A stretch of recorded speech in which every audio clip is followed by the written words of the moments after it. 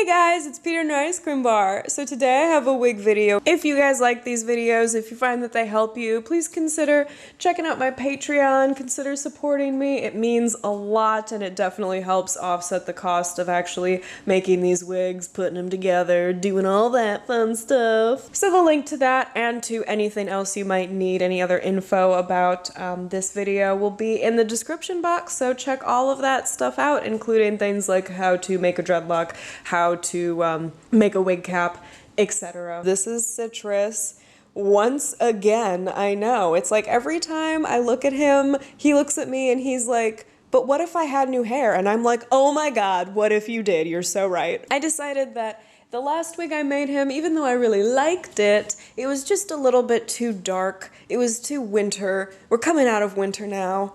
I want some spring. So I decided to make him another wig, and we're gonna start by going over what I did with the dreadlocks, and it's because a couple weeks ago someone asked me how to make dreadlocks pretty, and I really only had showed you guys in the past how to make and seal a single dreadlock. So if you haven't seen that video, you can check that out.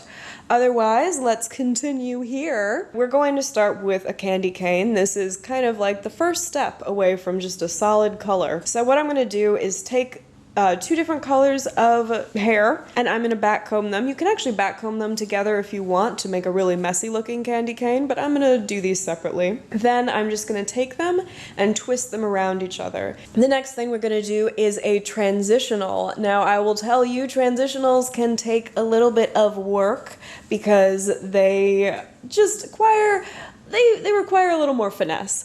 So what we're going to do is take a large amount of one color and a small amount of another, and I'm going to backcomb both of them separately. And then I'm going to take the smaller amount of color and start to wrap it around the larger amount of color. And then as I go down, I'm going to make a really solid bar of the top color, and then as I go down, start peeking through to the bottom color until eventually I fade out completely that top color and it's only the solid bottom color. That's a true transitional. Now you can make a candy cane transitional. It's a lot easier than making a solid transitional, so you know, that's something you can do really easily by just starting off with that band and then being kind of just careless about the way you're spinning it around the rest of the dread. Anyway, those are the two basic styles of dreadlock that you're going to run into. And very briefly, I'll just talk about mixes. Mixes aren't really a different way of styling a dreadlock so much, but they are a way of making a new color. So what you're going to do is just take any amount of any colors that you want, just make sure it's going to be the size of dread that you want. And I'm just going to layer them on top of each other, pull them apart in the middle, layer them again, pull them apart in the middle, layer them again. And I'm just going to keep doing that over and over and over until I'm happy with the way the colors have mixed together. And you can kind of see when it's done how dramatically the color has changed, whether you feel it's quite a lot or quite a little bit. You can kind of gauge that for yourself, but it's definitely a different color. Now some places will sell dreadlock colors that are pre-mixed, but you can obviously do it by yourself. It's kind of a nice effect, so that's something to think about too. So now we're going to move on to the alpaca wig part. It's pretty simple, so I'm just going to discuss my color scheme because the way I put it together is pretty much the way I've put together most of my other wig videos. So color scheme wise for Citrus particularly is always kind of an adventure because I want his wigs to be super colorful and fun. So for him, I chose quite a broad range of color, mostly between blue and green, but also including yellow. And the theory behind it was this. Most of his wig is green or greenish blue, pretty much because his two wigs that I've really liked, actually three wigs of his I've really liked, and one was mint green,